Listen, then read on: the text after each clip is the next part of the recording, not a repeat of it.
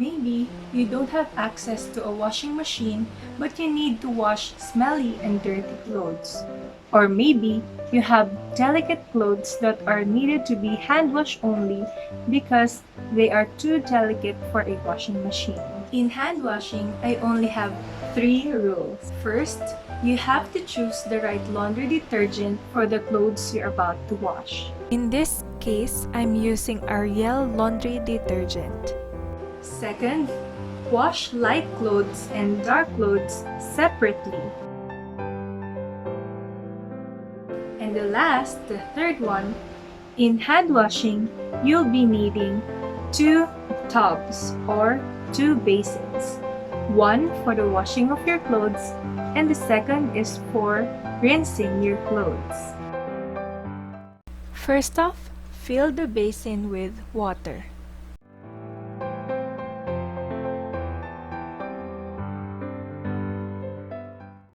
Next, wash the clothes with the water to remove excess dirt like dust. I do this step also to prepare my clothes in the laundry detergent. In a basin with water, put laundry detergent, either liquid or powder.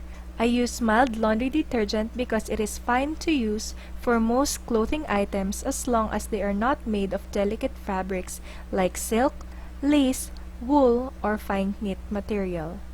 Submerge the garments and soak them for 10 to 15 minutes.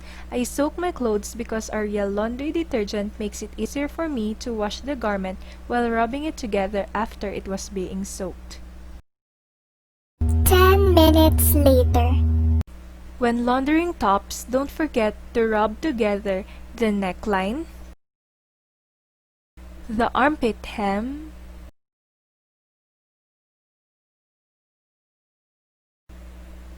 and the bottom hem. These are the parts that our sweat usually stays, so it is important to pay attention on these parts of the top.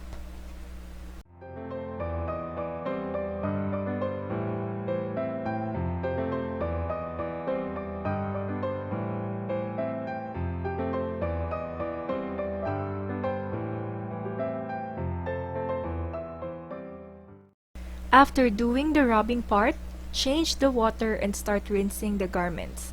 Of course, you have to change the soapy water to a clean one in order for you to rinse your clothes well.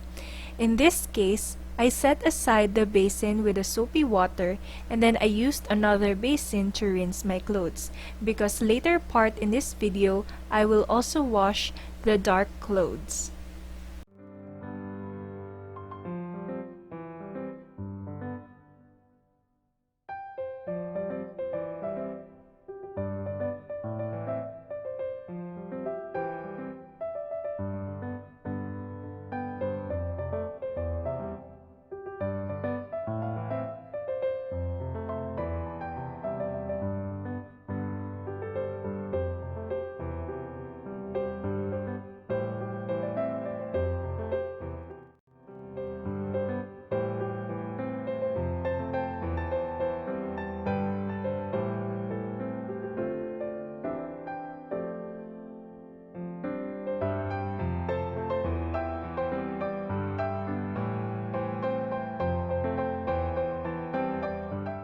If you want your clothes to smell good and if you want to soften the fabric, you may use fabric conditioner.